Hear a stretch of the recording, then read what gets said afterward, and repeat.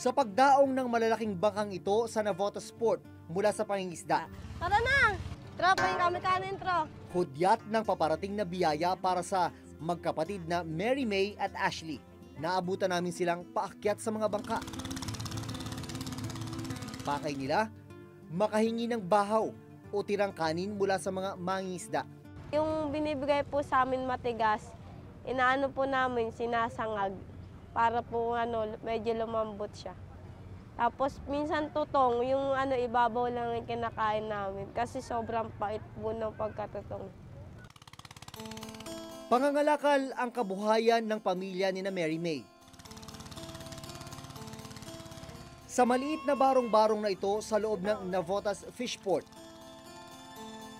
nagsisiksikan ang 9 na miyembro ng kanilang pamilya. Ang mga tirang kanin at kaunting ulam, kinayang pantawid ng tanghalian.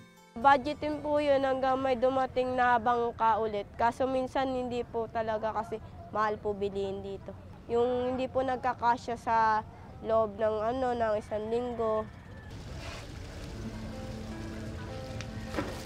Matapos kumain, naghanda naman sila sa pangangalakal ng basura kasama ang kanilang inang si Nanay Natividad.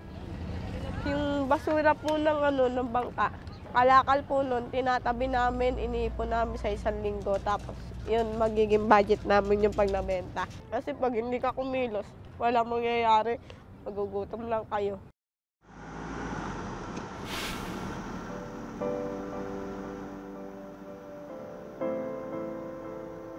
Binalikan ng Reporter's Notebook ang pamilya ni Mary May. Nahanap namin sila sa Cabiao Nueva Ecija kung saan sila nangungupahan. Ipinanganak na rin ni Mary May ang kanyang pangalawang anak. Tumawag yung ate ko na meron ditong paupahan, 500 lang. Pwede naman kayo dito. Kasi nga, pagdating ng umaga, lumalakas yung ulan, tapos ang taas ng tubig. Kaya na rin ako na sige doon na lang kasi baka kung anong mangyari sa amin ng anak ko. Kargador at pahinanti ng truck ang kanyang asawa na si Bong sa Cabanatuan. Mahirap po.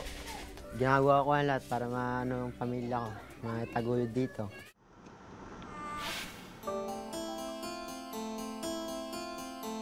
Yung akala po ng ibang tao na pag nasa Maynila ka, napakaganda ng buhay, maraming trabaho. Sa Maynila po, isang kahig, isang tuka, mararanasan mong hindi kumain sa buong araw. Kailangan mangalakal ka or manghingi ng kanin.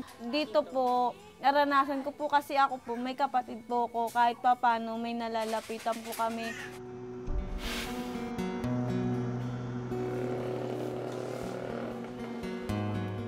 Naabutan namin si Aling Maria na nag-aayos ng kanyang paninda. Tulak-tulak ang kariton na puno ng itlog. Nililibot ni Aling Maria ang buong dagat-dagatan sa Navotas. Kasama ang anak niyang si Onyok, sinusuyod ni na Maria ang bawat eskinita at bahay sa kanilang lugar.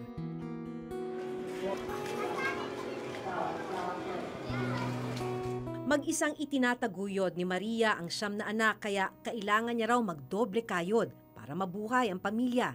5 o'clock pa lang gising na ako niyan. Tapos nagliligpit na ako dyan sa loob.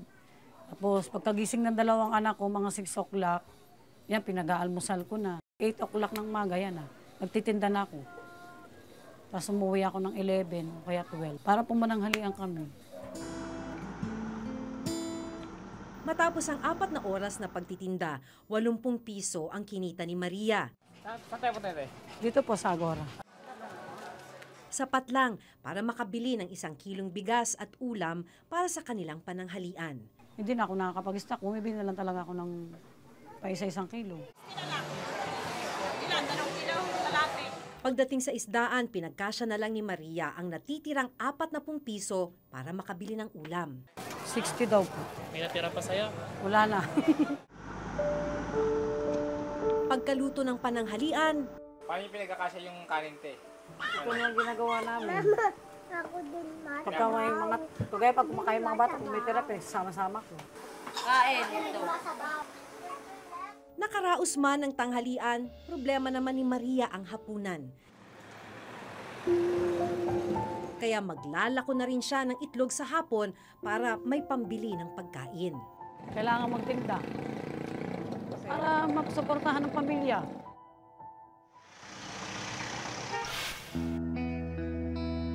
Naabutan naming abala noon sa pagbabasa ang anak ni Mang Juanito na si Annabel, 10 taong gulang. Nakatira sila sa isang barong-barong. Nasasaktan po ako. Gusto ko sana may maliit kami na bahay matitiran. Kasi po, squatter lang kami.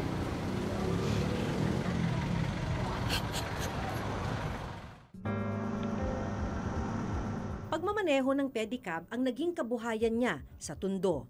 Hindi ka magpadyak, di wala kainin sa mga anak mong baon pa. Lalo kainin mo kung di ka magsikap.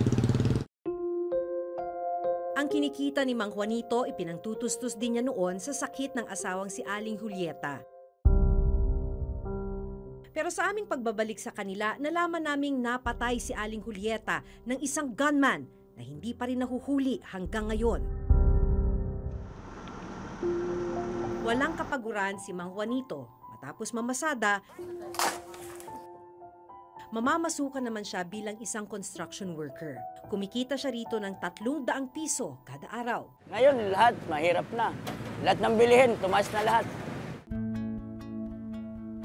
Dahil hindi pa niya natatanggap ang sweldo sa pagko-construction, 50 pesos na halaga ng kanin at ulam na lang muna ang pagsasaluhan ng buong pamilya.